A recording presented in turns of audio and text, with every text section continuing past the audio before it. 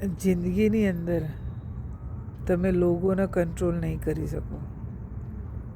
તમે કેટલું પણ તમારી જાતને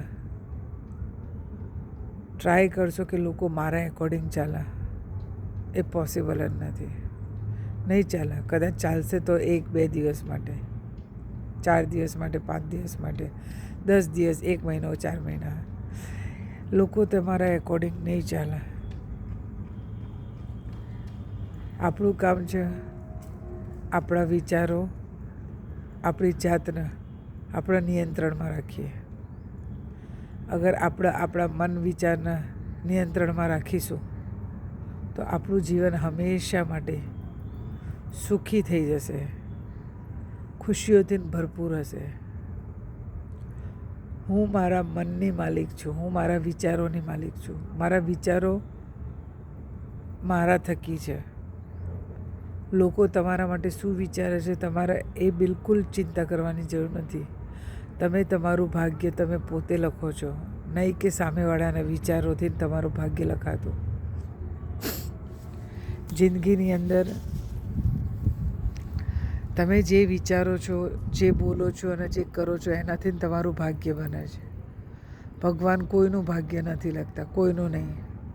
અગર ભગવાન બધાનું ભાગ્ય લખતા તો બધાનું ભાગ્ય સારું જ હોત. ભગવાન આટલી સારી સૃષ્ટિ બનાવી છે, કેટલું બધું આપણને પહેલેથી આપી રાખ્યું છે. તો તમને લાગે છે કે કોઈનું ભાગ્ય અલગ અલગ હશે, કે કોઈનું ભાગ્ય સેમ બનાવશે? આપણા જાતે આપણું ભાગ્ય લખીએ છીએ. આપણા વિચારો, ખાસ તમે તમારા વિચારોનું ધ્યાન રાખજો. તમે સમજી લો કે તમે જિંદગીની અંદર એકલા છો કે બધાની જોડે છો. તમે તમારા વિચારોનું પૂરેપૂરું તમારા વિચારો ઉપર તમારું ધ્યાન હોવું જોઈએ. તમે લોકો માટે શું વિચારો છો, તમે પોતાની જાત માટે શું વિચારો છો? તમારો વિચારો તમારા ભાગ્ય લખે છે. ભગવાને તમને ભાગ્યની પેન આપેલી છે. તમારે જે રીતે તમારું ભાગ્ય લખવું હોય તમે લખી શકો છો. પણ તમે તમારા ભાગ્ય માટે કોઈને બ્લેમ નથી કરી શકતા કે કોઈના કારણે મને આ દુખાયું, કે કોઈના કારણે મને આ થયું. આપણા પોતાના વિચાર, મારા પર્સનલ અનુભવ આ બધા છે. મારી જિંદગીની અંદર બહુ બધા અપ્સ એન્ડ ડાઉન્સ આવ્યા, બહુ જ બધા અપ્સ એન્ડ ડાઉન્સ. પણ આજે ક્યાંય ને ક્યાંય મને એટલું ખબર પડી કે રોંગ હું હતી, ઓળખવામાં મારી ભૂલ થઈ. પણ ઓલું શું કહેવાય, જાગ્યા ત્યારથી જ સવાર, પાછળ જઈને કશું ઇરેઝ નહીં થાય. કેમ કે જિંદગીની જે ડાયરી છે આપણી, એનું જે પેન છે એમાં ઇરેઝર નથી.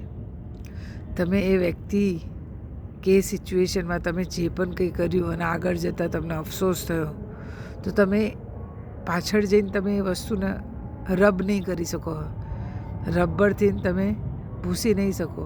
પણ હા, હવે આગળ શું કરવું એ જ વ્યક્તિ કે એ સિચ્યુએશનમાં એ તમે શીખી લીધું હશે. એટલે આગળ એ ભૂલ ના થાય એનું ધ્યાન રાખો. લોકો તમારા કંટ્રોલમાં નહીં રહે અને ટ્રાય પણ ના કરતા. જો તમે એને તમારા કંટ્રોલમાં કરવા જશો તો એ તમારો દુશ્મન બની જશે. એટલે ક્યાંય ને ક્યાંય તમે જે વિચારો છો, તમે જે બોલો છો, તમે જે કરો છો એના માલિક તમે બની જાઓ.